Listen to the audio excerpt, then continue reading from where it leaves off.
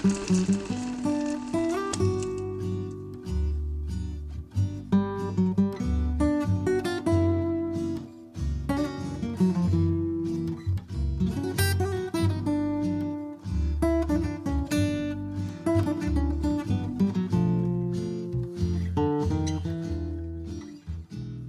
berari ez ikusten dut guretzako jolas bat zen. Kalean jolasten ginen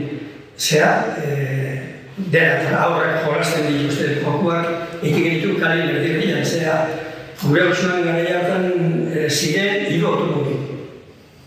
Telefono bat teoria publikoa zena eta pribatu beste bat. Eta orduan karterak ezaguna ginen. O sea, era muy pequeño, o sea, el barrio es lo que es, ¿no? Pero había pues pocas casas, todo era campo y luego encima pues cada uno teníamos nuestra zona para jugar. Yo, por ejemplo, me iba para la zona de mi barrio, vamos, de Tipula como se le llama, me iba para el puente, me iba con mi amiga, por ejemplo, con Claudi, María Asun, Gema, todas esas, Miguel Chalzaga y José Mari, y nos íbamos todos esos allí al puente a jugar. Eta jolastu, itxian lagundu pixkat.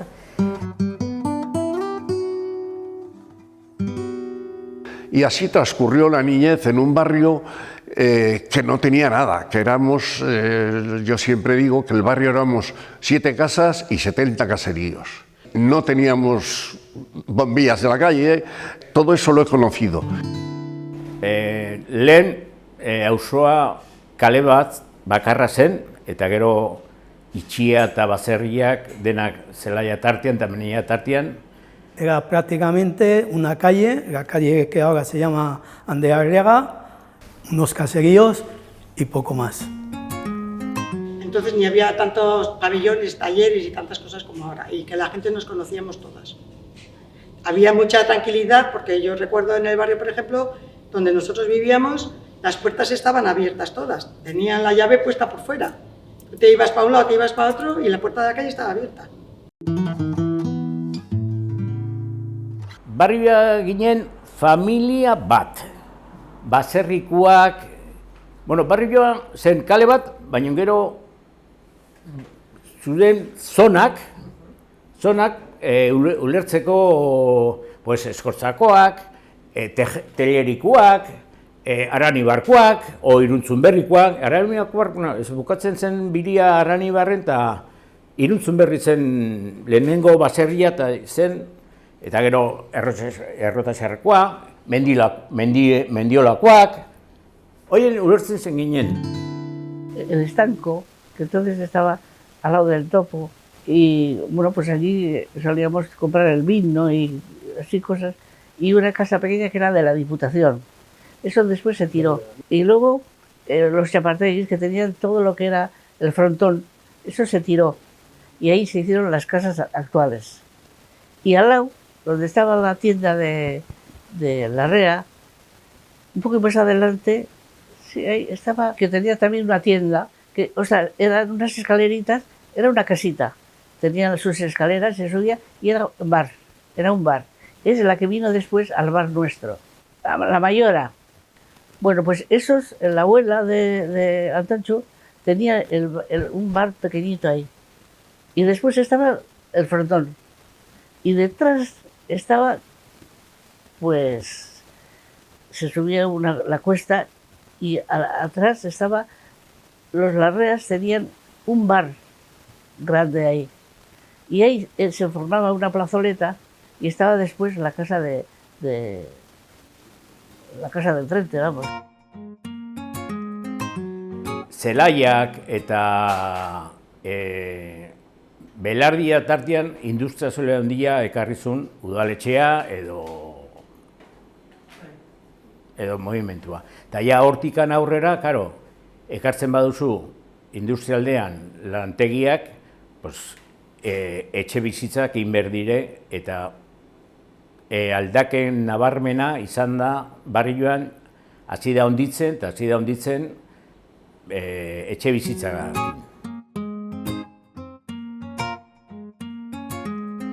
Las primeras casas que yo tenía, estaba en la escuela todavía, se empezaron a construir, que fueron las que se llaman Nuestra Señora Aranzazú, en el Algor del barrio Tipula. Fue lo primero que se empezó a construir en este barrio. Tesatu izenean, egin zituen bi etxe, zean, errotasari.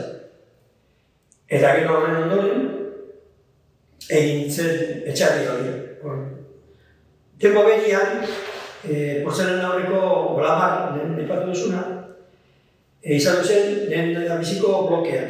Bio horre osatu zituzten, eta hor baita ere daude, zeak, Renfeko ferrobiarioak deitzen diogunak, hori izan zen pixka bat, hori etxeak zorren.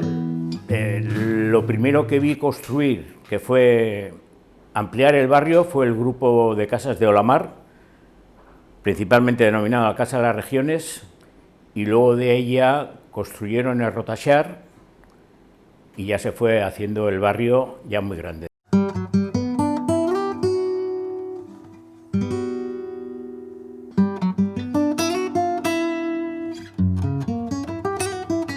Bai poligono, bai errepide, trenabide, etxe, horiek denak jan dituzte baserrien, kokatuta zeuden baserrien terreno jotatik, hori dena garatutu.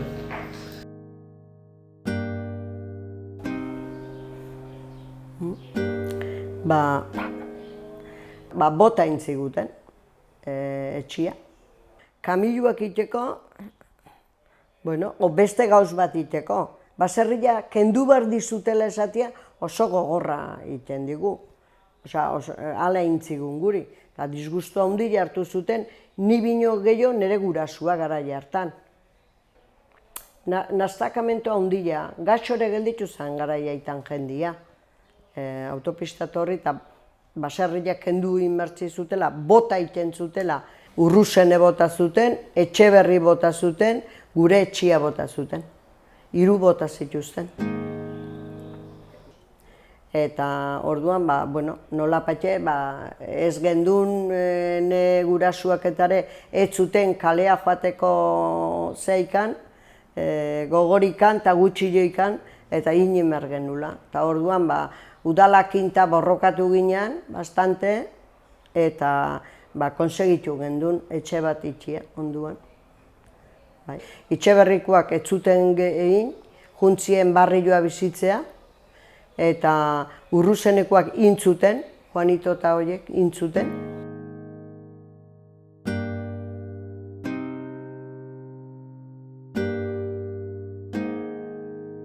Mis padres llegaron en el septiembre del... Yo nací en el 52. Mis padres vinieron en el 66 a vivir aquí al barrio de Ventas, pero mi mujer, ahora que era mi novia, llevaba más tiempo viviendo aquí. Cuando hicieron los 3 primeros bloques de Olamar, vino a vivir al bloque de la Casa de las Regiones, porque su hermana había cogido y le habían mandado a ella que cogería para la próxima promoción. Olamarren bizi ziren gehienak kanpotik etorriak ziren. Gehienak Cáceresetik etorriak eta beste batzuk, Valladolid, Medina del Campo. Sí, eran casas de migrantes. Mis aitados vinieron de Castilla. Encontraron trabajo aquí y ya está. Eta jolasten, eta entzuten ziren balkoietatik, sukaldetan oia espresak, soinu hori izaten zen larun batero. Oso irekiak ziren, oso balkoietatik deitzen zieten umei, eta... A mí la primera impresión que me dio el barrio fue en el autobús. Claro, yo venía de Andalucía. El autobús en Andalucía es lo que es, o sea, todo el mundo va contando y hablando, y a mí me llamó mucho la atención que lo único que se oía eran eses. Ese recuerdo lo tengo además por dónde iba el autobús y todo.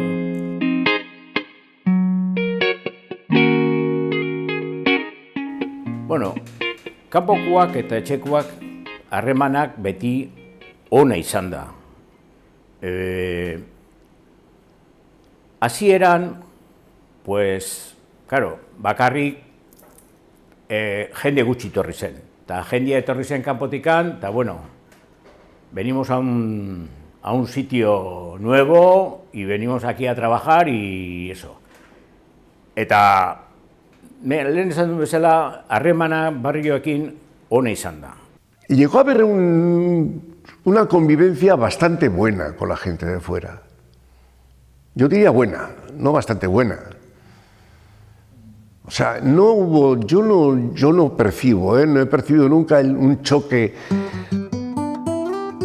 Pues el barrio se fue desarrollando con toda esa gente que entró en otro ambiente, o sea, en otra forma. Txikitako rekuerdua dakat, erdaldun asko zala eta guri burla bezala egiten zigutela. Baserritarra ginelako burla egiten ziguten. Kasera, hasta hola. Eta gu beriz, leheno esaten deter, eta barrio tipula zan hor, eta hor jendia dena kanpotik etorri jazan. Eta, hor txoke pixka bat izan du gendu. Porque no me gustaba eso de tipula, pues nos consideraban como que decían que los que habían venido de fuera solo comían cebolla. Y a mí eso luego, cuando me iba dando cuenta, pues no me gustaba. O nos llamaban manchurrianos.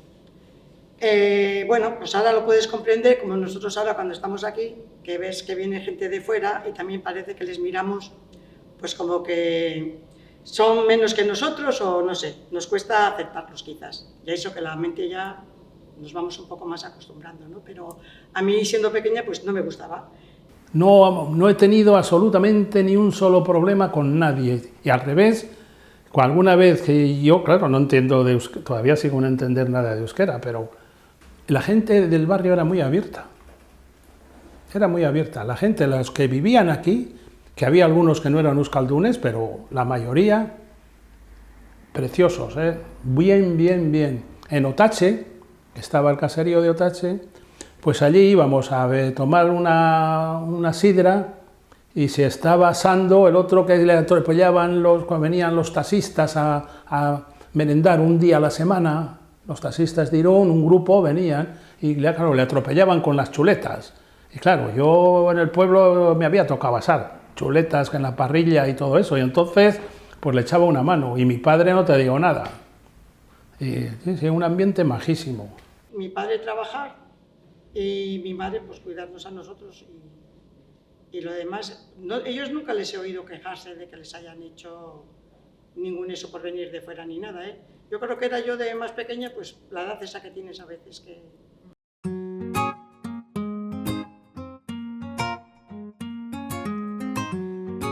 La gente que vivíamos en los bloques de Renfe, pues veníamos todas con críos pequeños, pero no teníamos ningún colchón familiar para decir, se pone malo la madre o se pone malo el padre, lo que sea.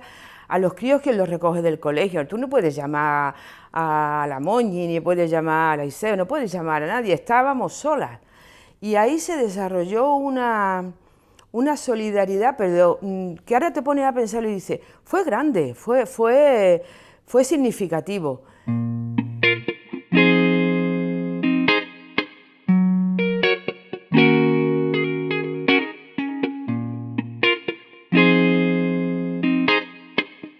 Gerratik edo gerra osteko errepresiotik bizirik atera zienak kartzela edo exiloan zuten. Eta pixkanaka bueltatu zienak, edo kartzelatik atera zienak, beldurrekin bizi zien.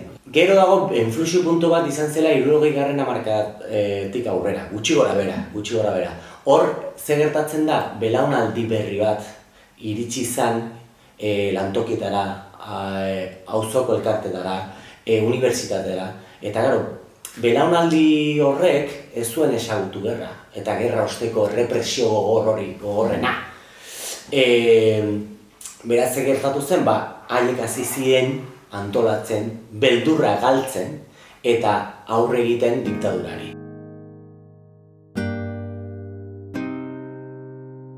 puedo decir que llevaba la coordinación o se organizaba el barrio, eso mucho a través de la iglesia. Ya sabes que antes en la dictadura el alcalde que no teníamos, el cura, el farmacéutico que tampoco teníamos, pues todo giraba mucho a través de la iglesia.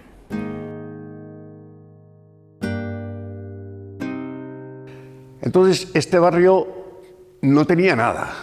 Y un buen día, yo ya estaba trabajando, un buen día me avisaron que había una charla y me encontré con unos señores que se denominaban matrimonios cristianos.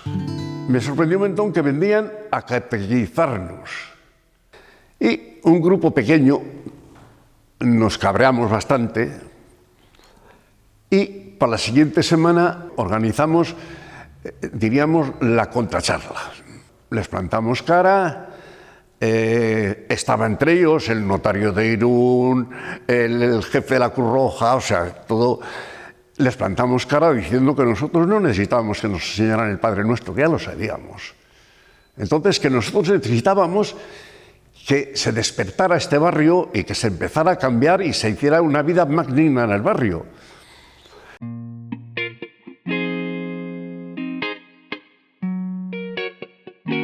Pues empezamos a hacer cosas. Primero se creó una biblioteca que se creó en la escuela. Hemengo maizu batek matzulidea eta gero bertako jendeak babestu zuen eta poliki izan zen.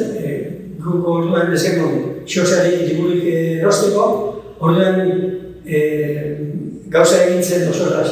Bakoitza bazkide izateko jartzen zuen liburu bat. Eta gero ordaintzen zituen 21 peseta. Nola hortikulan esan dugu jende asko zen eta dutxak eta etzien izaten etxeetan, orduan oso elkartzek egin zuen gauzetako bat. Gauzetako bat izatu zen, dutxa batzuk jarri, topoko estazioen egunean. Conseguimos que el ayuntamiento nos diera los materiales y creamos unas luchas públicas, unos servicios públicos y a la vez hicimos un pequeño kiosco que allí se vendía luego la prensa y esa se encargaba de cuidar las duchas y eso. Se pagaba, si no me recuerdo mal, 1 peseta por ducharte, agua caliente, todo, o sea, creo que era 1 peseta, no lo tengo. Cosas de esas se hicieron muchas, pero pequeñas cosas, quiero decir. En aquellos tiempos lo único que reivindicabas era la bombilla, los desagües, la acera, no sé qué, no sé cuántos, el camino aquel, o sea, era como empezó. La Junta de Vecinos empezó reivindicando cosas materiales, diríamos, cosas necesarias para tener una vida un poco más. Pero poco a poco el movimiento, diríamos, ciudadano de alguna forma estaba despertando en el barrio. O sea, poco a poco la gente ya se implicaba más, teníamos medios de convocatoria muy curiosos, teníamos un megáfono que salíamos por el barrio chillando a todo el mundo cuando había algo. Eta 60. hamarkada horretan sortzen da belaunaldi berri bat eta aurre egin zion frankismoari egoera horri, ez? Que la gente vio que era la forma, y claro, automáticamente si tú ves la forma de conseguir cosas es así, pues ya te unes, y ya...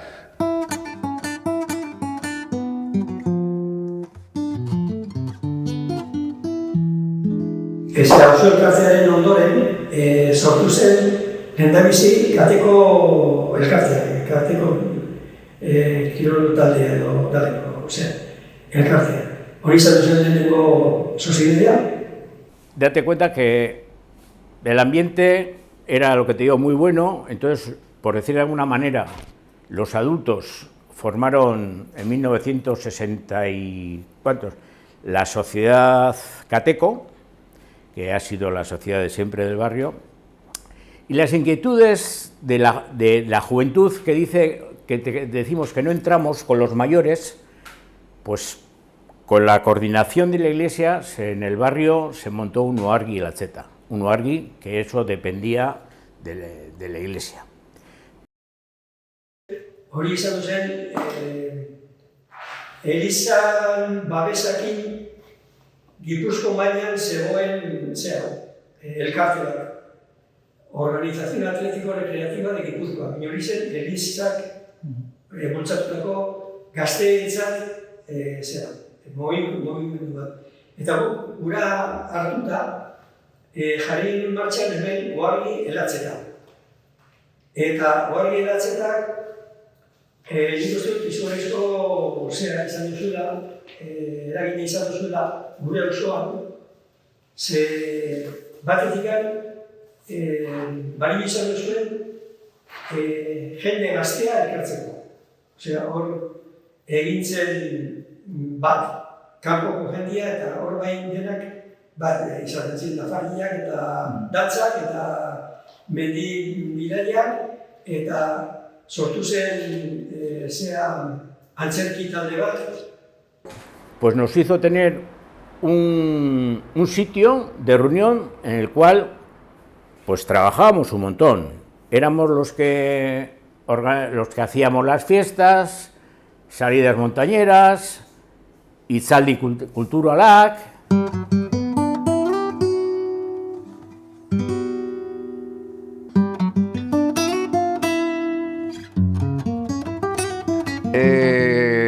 En este barrio, arriba, se daban accidentes por la carretera general de San Sebastián. Y bueno, desde la Junta de Vecinos, ya esto es más tarde, desde la Junta de Vecinos pedíamos que Diputación hiciera algo. Entonces pedíamos unos semáforos.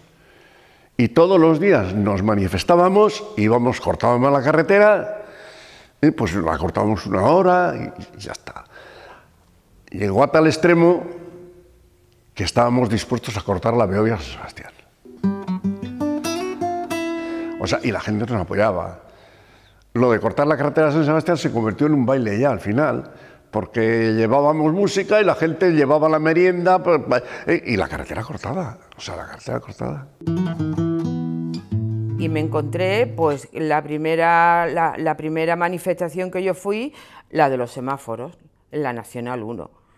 Allí nos plantamos todos a pedir semáforos, porque además es que era tan justo que hubiera semáforos, y ahora la cantidad de ellos que hay, pero era... Y luego con Miguel González, también vecino, pues hablábamos el tema del vertedero, el vertedero, y que van a cerrar el vertedero y los olores. Lo del vertedero fue una lucha de muchos años. Pero claro, en el vertedero, cortando la carretera, no hacíamos nada. En el vertedero era cuestión de dar la barrila en el ayuntamiento y venga y demostrar lo que pasaba, o sea que... Pero días de San Marcial, de traerle, venir al alcalde. Horrek asko kezkatu zigun urteetan, usaiak, sortzen ziren, bitxo asko, arratoia bazter guzitatikan, penagarri izan duzen. Orduan erabaki genuen, ura izteko, etortzen ziren kamionak zaborrakin, gelditu arazi, eta pasatzen utzi gabe folioia montatu.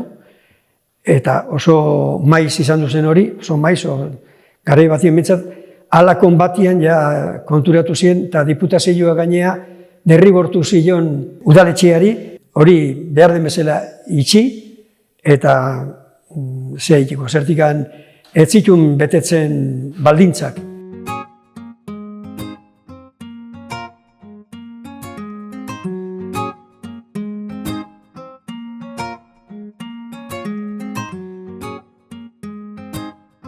Hemos llegado a hacer alguna reunión con un policía detrás, a ver de lo que hablábamos. Y si no, yo, que era el presidente, tenía que llevarlas al día siguiente nota de lo que habíamos tratado. Eta beldur hori, zan gainean kontrolatzeko sistema, kontrolatzeko herrialdea, kontrolatzeko dana, ez? Egunerokotasunean, edozein momentuan, herri guztietan, talde guztietan. Oarrik, eozer gauza antolatu behar baldin zuen, teatro edo egin behar baldin zuen, halako egunetan, halako hemen ikin ditu, emanaldiak, bertako taldia sortu zela esan duten, eta orduan hemen ematen zen, auzoarentzat jende konstitutzen termino kontena. Hortarako eskatu behar zen baimena. Mendira bateko baimen eskatu behar zen. Idatzita eskatu garaiz, txarrak egiteko, esan behar dugu izena islarianena, eta ze gai izango zen, ze indatzena. Eta abeslarien kasuan, ez bakarrik ze abeslarien ziren, behizikan ze kantatuko zuten. Eta gero baimena, bihatzen zituten esan ez. Eta abestuko dute letra hondan jartzen duena. Eta gero bai eskatzen zuena beti hola. Beti, bere izena bizenak azaltzen ziren, egozer gauz gertatzen baldin bazen.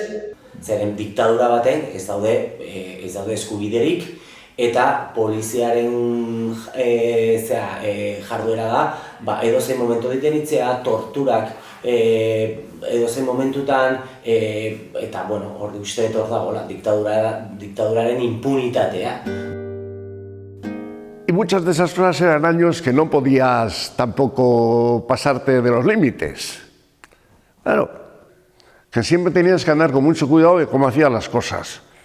Tenías que tener papeles, tenías que tener un montón de cosas. Y nosotros muchas veces nos las saltamos. Muchas. Hacíamos y ya está. Luego teníamos que correr. Entonces ahí creo que empezó, diríamos, la revolución de este barrio. Por cualquier cosa nosotros estábamos movilizados y estábamos en la calle. Ahí se organizaron, ahí ya no la Junta de Vecinos, sino en el barrio organizamos bastantes encerronas en la iglesia. Esos cantaldis, algunas charlas dimos. Kulturako berriz, kulturatu zituzten mila gauz. Haien artean bi jaialdi potente egin ziren auzo elkarteak eta Guardia Latzetak, Patxo Tapello eta Mikel Laboa eta Xabier Letz eta konpainiak etorri ziren. Porque el famoso bombardeo de Guernica de Mikel Laboa se estrenó en Ventas, en la iglesia de Ventas. Claro, todo en euskera, por supuesto. Eta gainera Euskal Herria eman ziren bi faktore oso klabeak, ez? Alde batetik, belaunaldi hori euskal nortasuna berreskuratzeko prezegoen, hizkuntza, kultura eta sektore batzuentzat nazio eskapena berreskuratzeko ere bai, ez? Había una mezcla. Se estaba despertando unas cosas, se estaba reivindicando otras, o sea, era un poco una mezcla. Akortzen naiz, persona batek ikurrina hartuta datiuz, hasi zera hor korrika zen jaialdian garaian, eta berregitzen enteratu, bino zera, batuila aguazeiak apuntzeko. Terminó el harto y la gente explotó, ahora tal, y empezó a llover, se inundó todo, y a Dios gracias al salir, porque si no ese día hubiéramos terminado mal, o sea, la tormenta nos salvó, o sea, y aquí estaba la policía secreta. Tengo dos referencias en mi cabeza de dos libros que de alguna manera me marcaron a mí en mi militancia política, que empezó, como la mayoría de la gente de mi edad, en una iglesia. Empezó en una iglesia. Y es El libro negro de Recaldeberry, que ese libro era cuando el auge de las asociaciones de vecinos, que las asociaciones de vecinos eran un nido de lucha, de proyectos de futuro, de una sociedad mejor, y había que tener mucho cuidado cuando en la reivindicación se medía libertad de expresión, porque eso ya podía ser, pero bueno, se ejercía de alguna manera. Es que lo hacíamos como Junta de Vecinos, pero claro, como una parte de la Junta de Vecinos, o sea, porque es que, claro, los Cantaldis figuraba la Junta de Vecinos, pedíamos permisos la Junta de Vecinos, pero es que al final, lo que decía yo, el límite ese, porque es que al final nosotros en nuestro eso sabíamos que el dinero era para los que estaban en el tubo y cosas de esas, o sea, pero fueron actos culturales que salieron muy bien, Hemen niretzako, hau da gauza pertsonala, Franco hil eta geroztik ja hasi zen politika sartzen barrioan eta auzoko batasuna puskatu zen. Ez puskatu plun plan plun, krak kikila egin zuen.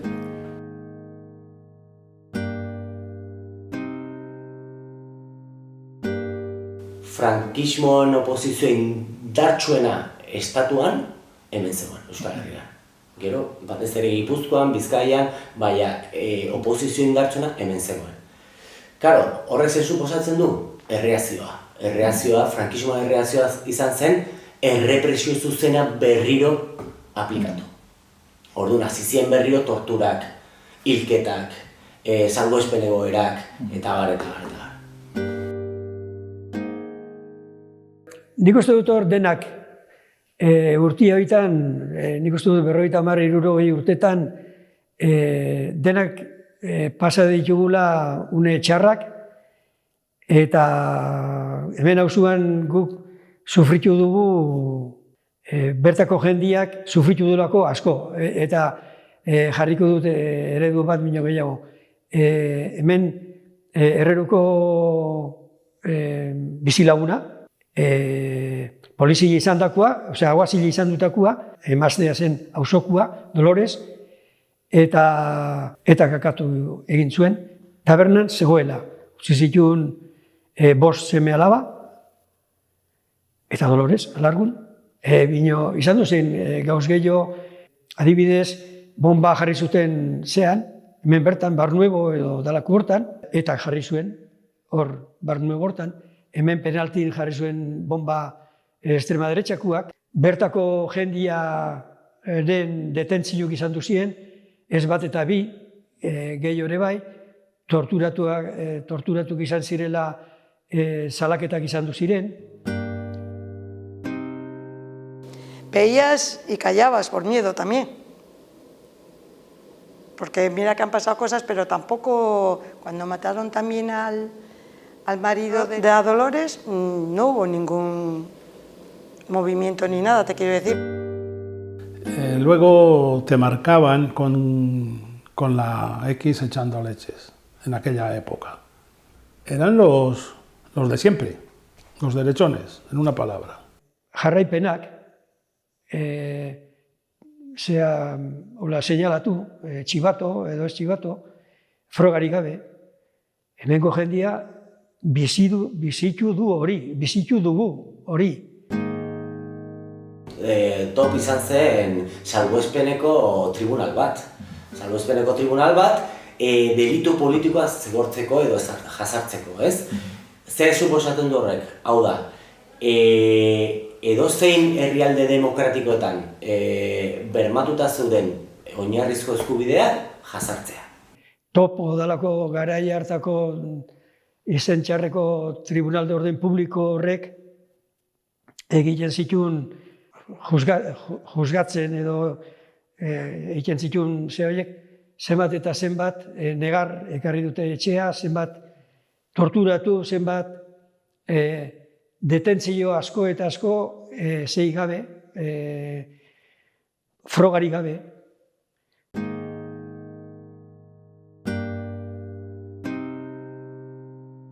Se hizo mucha huelga cuando mataron a aquel de Germán en esto, cuando Gladys, entonces sí que hacíamos a lo mejor huelgas de más días. Y bueno, pues por política sí que ha habido bastante. Aldaia, gure bizilauna, esateko moduan, Hondarribiko partien bizi zena, baina gure gana etortzen zen honea. Horre ondu zen, Gabiriako zulo batian sartuta 300 gehiago egun. Etorri zirenean detenitzea Mainolota kurrukuta zeak, montatu zen folloi bat, etorri ziren 100 polizi gutxinez. Eta askotan ezer egin gabe, bakarrikan susmoa zutelako edo ez dakiz zeinen anaia zelako edo horrelako zeak, ez? Bai. Eta zangaraian kontrolak eta oik asko izan duzin. Eta, bueno, etxea registatziak eta hoi denak izautu jugu. Bildurra ematen zuten. Kontrolak eta hoik bildurra ondila ematen zuten, garaiaita. Pues cuando nos pudimos organizar, padres y madres del barrio, que teníamos a los niños en Belasconea, había hijos de militares. Hijos de militares que vivían en el cuartel, que eran perfectamente identificables porque vivían allí, porque tenían el coche allí. Y claro, pues era un momento pues, de que el terrorismo estaba como estaba. Bomba lapa, o yo qué sé, un tiroteo, o un tiro en la nuca, porque es que eso existía, eso estaba.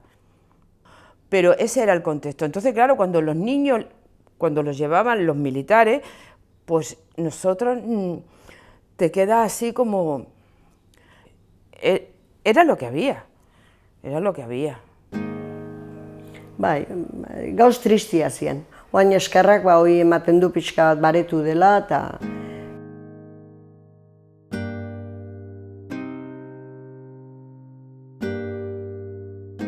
O sea, la idea que yo tenía del País Vasco era la que normalmente, por lo menos la gente de mi edad y que ha sido un poco protestona y eso, pues tenía.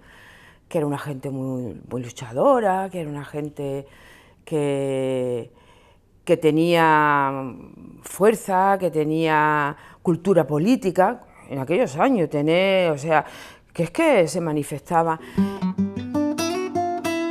Eta beste aldetikan, Euskal Herria industria zen. Orduan, hasi zien industriatik, lantokietatik lankideak ateratzen baldintzak hobea eskatzen. Industriaren zonaldeak beti jendea mugitzen da gehiago. Mugimendu asko dago, lantokietan hor mugitzen da jendea. Orduan, industria dagoen lekuan, nahazten dalako identitate propioarekin, aldarrikapen sozialak edo aldarrikapen nazionalak batu egin zuten, baina hori batzutan ez da gertatzen, ez? Orduan ikusten, hori ezinbestekoa da ulertzeko 60. hamarkadatik aurrera mugimendu antifrankista hori Euskal Herrian. Huelgas muchas huelgas. La huelga que hicimos muy grande al principio, yo creo que fue la estuve recordando un poco ayer, la del Pacto de Moncloa, que no sé cuántos tiempo nos tiramos, fue en el 78, me parece que fue. Por apoyar también hemos hecho, el recuerdo que tengo más eso, que pasé yo miedo, que creo que es la única vez. Estábamos apoyando, creo que eran los de laminaciones de Lesaca, que se tiraron, eso sí, 3 meses o 4 de huelga. Es una huelga que hubo aquí en Lesaca, en laminaciones. Yo me acuerdo, o sea, la idea que tengo es que duró muchísimo. Mira, no me acuerdo de las reivindicaciones, pero me acuerdo de haber leído cómo se organizaron redes de solidaridad, de recoger comida y dinero por todo, yo creo que fue por todo el entorno, para que los trabajadores pudieran seguir en huelga. Y fuimos a Porcelanas para que saldrían, porque encima íbamos también nosotras, salíamos y luego íbamos a sacar a los talleres, luego no te parecía bien que te sacaran a ti, pero bueno. Y fuimos a Porcelanas y entonces, claro, ahí en el campo grande que está enfrente de Porcelanas, bueno, que ahora está eso del patinete, estábamos todos allí para que saldrían y vino la Guardia Civil.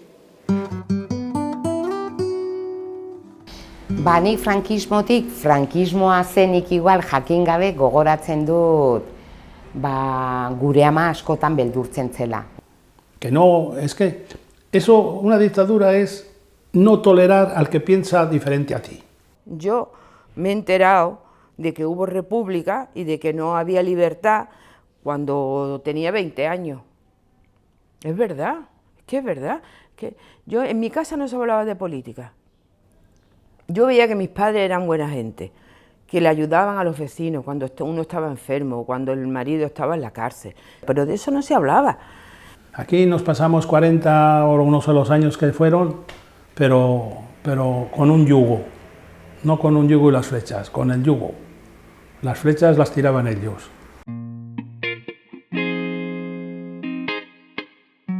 Yo, las votaciones, encantado.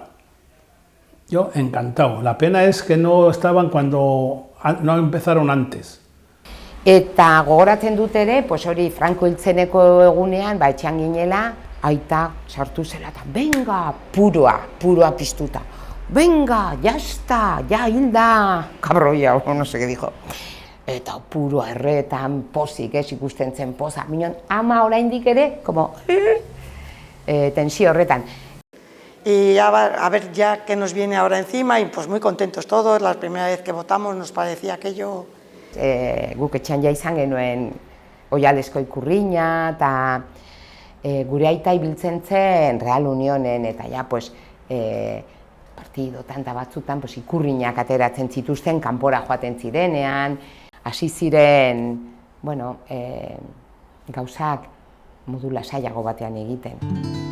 Aldaketa hori importante izan zen, zeren oinarrizko eskubide horiek, lehen esan ditudanak, paperean onartu ziren, legeetan agertzen dira onartuak. Onartua ez da berdina onartzea edo bermatzea.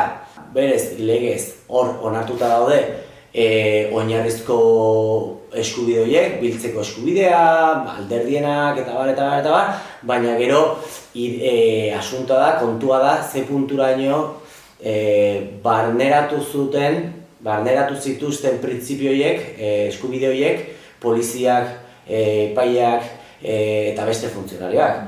Zeren berdina zien, jarraitu zuten berdinek. Zen finean belaunaldien kontua da, bai, zeren transizio garaia, demokrazia hasieran, epaiak berdina diala, polizia berdina diala, eta belaunaldi berri batzuek sartzen dienean, suposatzen da gauzak aldatzen direla eta barneratzen dira oinarrizko printzipio edo eskubide horiek, baina, ez zen haustura bat baizik eta progresiboa izan zen.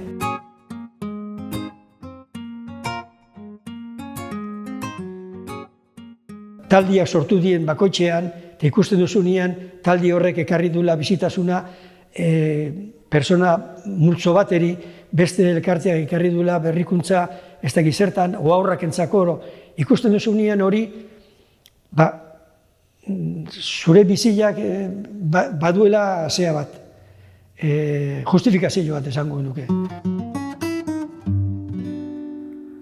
Y cuando empecé a trabajar es que cuando iniciamos a hacer deporte escolar con las chicas en el colegio. Porque a mí siempre me ha gustado el deporte. Me gustaba mucho el fútbol y lo practicaba y pues como más podía, mejor podía. Pero también me gustaba el baloncesto y en aquella época pues lo que solo era fútbol para los chicos y las chicas no hacían nada. Entonces, una cosa que sabía yo que era el baloncesto femenino y lo iniciamos, a ver, esa aventura que empezamos en el colegio, pues luego se transformó en que cuando acabaron esas chicas, acabaron el periodo escolar, querían seguir ejerciendo el baloncesto y entonces creamos el club. Y las pioneras, la difunta Yune, Susana, Anne, esas que empezaron al principio, las que venían detrás a ver que esas chicas hacían deporte, pues ellas se apuntaban. Y claro, empezamos ya con benjamines, y como era a nivel escolar, pues siempre había equipos en benjamín, en alevín, en infantil, y nos nutríamos de eso. Pues iban subiendo de categoría y entonces ya teníamos las cadetes, teníamos las juveniles, Y así hasta llegar a, en su momento tuvimos un equipo regional de chavalas que habían jugado. Pero en ese trayecto de llegar ahí, pues tuvimos equipos de chicos, de aquí del barrio también. El club se formó de baloncesto. Y fue Javi, el que lo fundó, el que anda ahora con la silla de ruedas. Había uno que se apellidaba Ferreira, otro Goyo, vecino mío, Goyo Miguel. Bueno, eran bastantes. Goyo es que jugaba él a baloncesto en La Salle. Y bueno, fundaron el club. Bueno, cuando empezaron las chicas, el fútbol ya existía. Lo que pasa es que el fútbol todavía no era federado. No, jugaban a nivel de torneos de Irún. Y cuando hicimos el club nosotros, de chicas, entonces ya se hicieron federados. Se unificó. Bueno, que era, como se dice, un club de barrio que te apoyabas en mucha gente. No era que éramos una élite, no. Aquí pedías favores y mucha gente del barrio colaboró para que pudiésemos hacer esa labor. Que cuando llegaron los equipos que se hicieron en el barrio, había un ambientazo de mil par de narices. Incluso las chicas del colegio fueron campeonas de Guipúzcoa femenino, de su edad.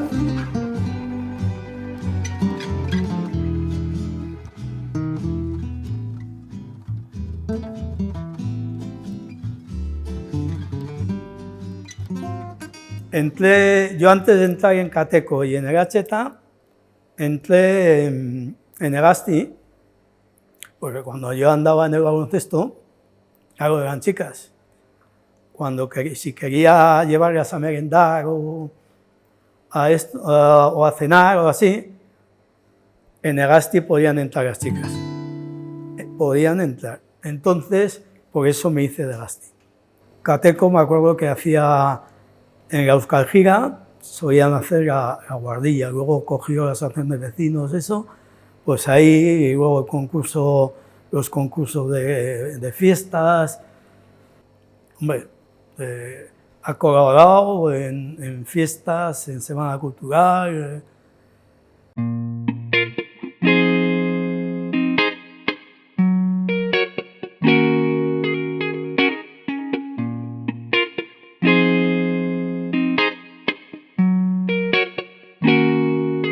Etorri nintzen, 1973 ikasturte horretan. Bueno, etorri nintzenean, justu urte pare bat aurrerago elkartu ziren neska mutilak, orain arte neskak eta mutilak aparte zeuden, eta irakaslegoa nahiko adintxua zen, denetatik zegoen, zegoen jendia oraindik un poco esaten den de la vieja escuela. Baina, bueno, ez gehiegi politika aldetikan, bazen irakasle batzuk klasean zeukatela bandera jarrita, baina gehiago nik uste dut zela erlijio aldetikan. Ohitura aldetikan eta hori, irakasle bakoitzak bere gelan pixka bat egiten zuen nahi zuena. Lehengo urtetan gurasoak jaia ez ziren eskolan sartuta, tortzen ziren, baina jaia ziren bilera gurasoekin egiten, ez egon aparen o gurasoen elkartea. Bueno, hori zen pixka bat, topatu nuen eskola etorri nintzenean.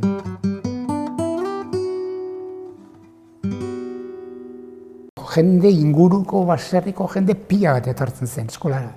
Eta gurasoak eta ikasle horiek euskaldunak ziren eta hitz egiten zuten euskara, baina hizkuntza dena eta hori erabiltzen zena zen gaztelera, euskara, ez da aipatu ere, ez da ezer. En cuanto a lo de la Ikastola, pues aquí se unieron mucha gente, ya te digo, del grupo, sobre todo que vino de Donosti, y sí, pues generalmente íbamos todos los de aquí.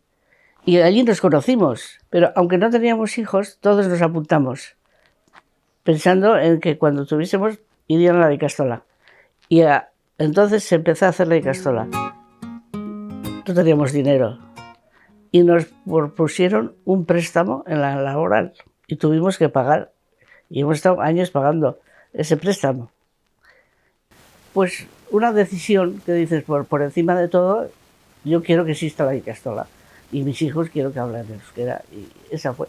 Lo tuvimos siempre muy presente eso, de solteros también quiero decir, porque también vivimos esa parte que hablábamos de antes.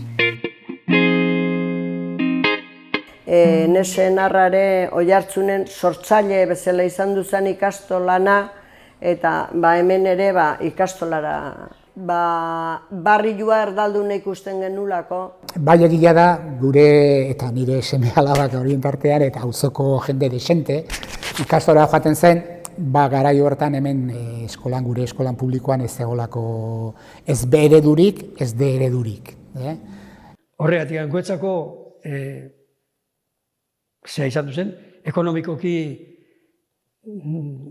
kaltegarria, behintzat kosta zitzaigun, bino, azken finean, apostu egin genuen hortikan, hori zelako gure ustetan hoberena gure aurrekentzako.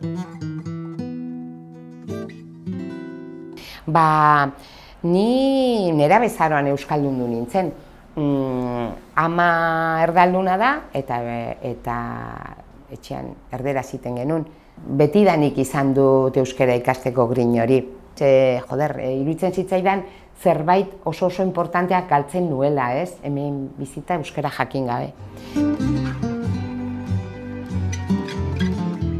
Oso importantea da jakitea auzoan bertan auzoko jende gaztea, Irungo jende gaztea eta doainik, ezer kobratu gabe, hasi ziren hemen gauean klase ematen, euskarako klaseak.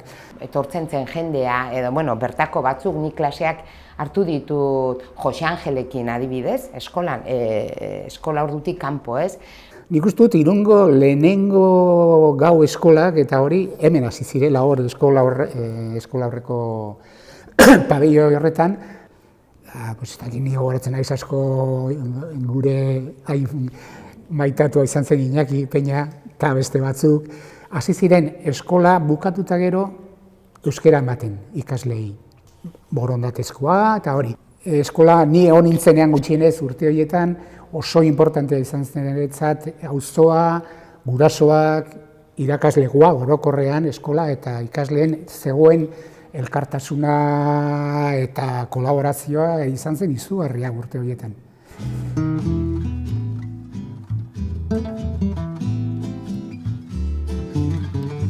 Eta mugimendua bat zegoen, eta orduan ja pixka bat gurasoekin hitz egiten, eta guraso aldetikan ez zegoen inongo arazorik, eta orduan B eredua eskatu genuen. El proceso fue muy sencillo. Nos reunimos un día y dijimos, vamos a ir por los caseríos de la zona y por los que no son de la zona y vamos a hablar con los caseros para que el que quiera que nos apoye. A ver, ustedes tienen otro poder adquisitivo que nosotros y le llevan los niños a la ikastola, tienen que pagarlo. Nosotros también queremos el euskera, pero lo que no tenemos es dinero para pagarlo. Y queremos pedirle a la delegación que nos lo pongan. Beredua sortu edo ezarri genuen hemen, eta gaina beredua oso indartua, zen lehen legez bereduan eman behar ziren asignatura batzuk, baina hemen jaia jornada erdila ematen zen euskeraz. El problema con el que nos encontramos fue que los modelos lingüísticos. Mis hijos no fueron al colegio de Ventas, no pudieron venir. Yo creo que igual, fíjate lo que con el tiempo una va reflexionando, yo creo que igual fue un poco mal aconsejada, porque si a mí me hubieran convencido de que los críos se podían ir adaptando al modelo lingüístico, como hoy pasa con los emigrantes y con todo, hombre, hoy igual tienen ayuda, pero en aquel entonces yo creo que los críos son una esponja y van. Al mayor sí lo podía escolarizar aquí porque el modelo A estaba ya en cursos más superiores, pero a la cría el modelo era otro. Total, que optamos por llevarlo a Belasconea. Eta, bueno, urte batzuk egon ginen ereduarekin, eta azkenean ja irakaslegoa gehien euskaldunatzen, eta hori, eta, bueno, orduan erabaki genuen, proposatu genuen eredua sartzeko. Eskola horrean, talde batekin, eta, bueno, hor bai gurasoen artean nahiko jendea ez egon oso ados, eske, nuestros hijos si no saben, eta, bueno, pixka konbentzitzeko, irakasle batzuk oso implikatuta egon ziren, oso, ni goratzen naiz, Ramon Iastorza, egon zen, orduak sartzen, materiala prestatzen, lan izugarria egin zen, eta, bueno, gero ja, aurrera joan da.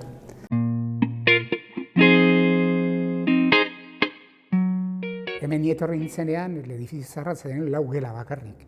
Eskola horrea nahiko ondo zegoen, hemen ondoan dagoen eraikina bera ondago egin zen, eta, bueno, eta gero zegoen Errepublika, eskola zaharra.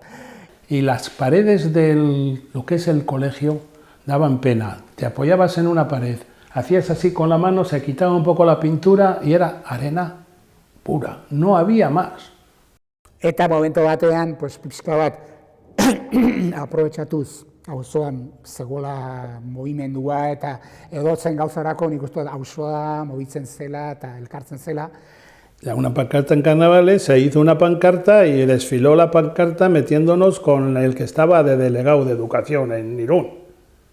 En un carnaval, el colegio hundiéndose en la carroza. Oso zabaldu zen prensan ere, eta, bueno, azkenean baino urte asko egon ginen hori lortzeko. Peleando, al final tuvimos un día suerte. Nientorren nintzenean hau zen el Colegio Nacional Mixto. Gero pasatu zen eskuela pública de ventas. Eta horrengo izen hau izan zen eskola berria, eskola hau egin zenean, egin zen holako konkurso bat, bai logotipoa eta bai izena jartzeko, eta justu orduan atera zen el AZ.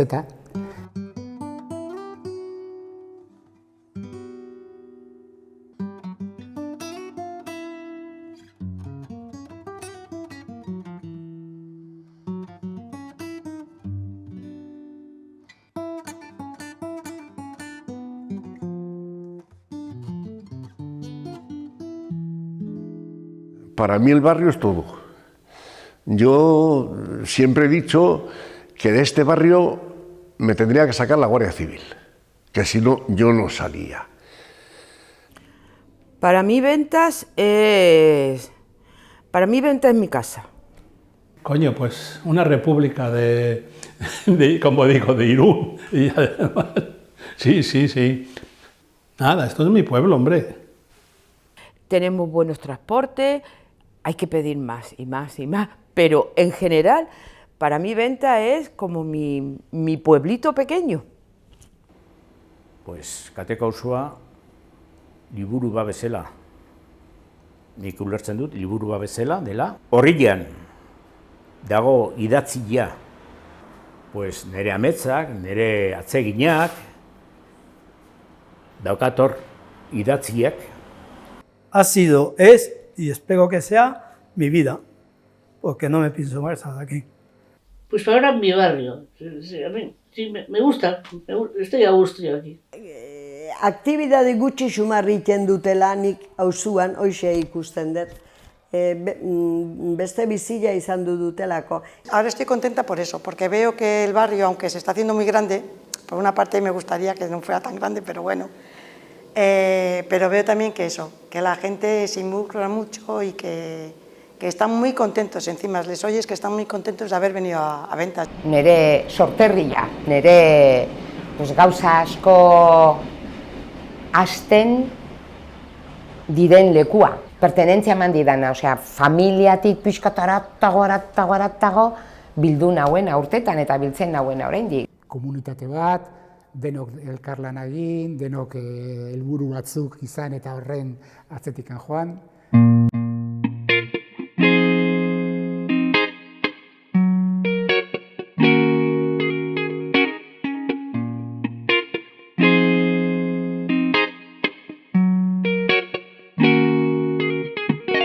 Giza eskubideen hitzarmena ez da 1948an estatu desberdinek sinatu zuten hitzarmen soil bat. Bertan dioena da garrantzitsuena. Pertsona guztiak legearen aurrean berdinak gara. Igual dio zein den gure sexua, gure ideologia, gure sinismena edota gure jaioterria ere. Denok berdin tratatuak izateko eskubidea dugu. Azken hamarkadetan jasandako estatu kolpe, diktadura, eskubide urraketa ezberdinak, gure auzoko bizilagunengan ere eragina izan dute. Zenbat hilketa, tortura, mehatxu. Eta askotan horiek gure gaztetxoei ere kontatzeko gai ez gara. Gainera, ezberdin pentsatzen zuenarekiko jarrera desegokiak egon dira egunerokotasunean, txutxumutxuak, esagurtzeak, gaizki esateak, isiltasunak, eta agian sufritzen duen zuenarekiko ez gara nahikoa hurbildu. Nos hemos juntado entre diferentes para hacer reivindicaciones para el barrio, para conseguir cosas en Auzolán. A veces generando ruido, otras veces en un ambiente festivo y otras veces desde el silencio hemos intentado trabajar para mejorar los derechos y la calidad de vida de vecinas y vecinos. En el documental ha quedado claro cuántas cosas han ido cambiando en los últimos 50 años, de ser un pequeño barrio rural a lo que es hoy en día, un barrio industrial y populoso. También han cambiado bastante las realidades entre mujeres y hombres. Algunas reivindicaciones son ya derechos o logros, otros aún están en camino, y para conseguirlos también tendremos que trabajar mucho entre todas. Demokrazia indartzea ez da bakarrikan bozkatzea. Giza eskubideen oinarritutako idea guztiak defendatzea baizik. Gutako bakoitza gera arduradun giza eskubide guzti horiek bermatzeko. Persona guztiak modu berdean tratatu behar ditugu. Ideak guztiak errespetatu behar ditugu. Bueno, idea guztiak ez. Baldin eta idea horiek pertsonak errespetatzen badituzte. Badaude idea batzuk ez dituztenak errespetatzen. Demokrazia da erreminta interesgarria ezberdinen artean elkarrentzuteko, idea ezberdinak partekatzeko eta batzutan adostasunak iristeko. Demokrazia zeneteke adibidez gure auzoan erabiltzeko erreminta interesgarria adostasunetara eta proiektuak aurrera ateratzeko. Gure historia hurbilean badakagu zer ikusi, zer ikasi eta zer errepikatu. Giza eskubideak elkarri bermatzen dizkiogula ikusi da, ez dela paper soila. Gutako bakoitzak egin behar dugu eskubideak bermatuta egotea. Gure bizilagun baten eskubideak urratuta daudenean, guztioi dagokigu hori salatzea. Eta guk norbaiteri giza eskubidea urratzen badiogu, badakagu zer egina, egoera berbideratzea. Gustatuko litzaiguke gure auzoan bizi garen guztion eta etortzen direnen eskubideak bermatzea. Munduko toki txiki honetan, txoko txiki honetan, guztion artean sortu ezagun giro goxo, atsegina eta errespetuzkoan oinarritutako komunitate bat.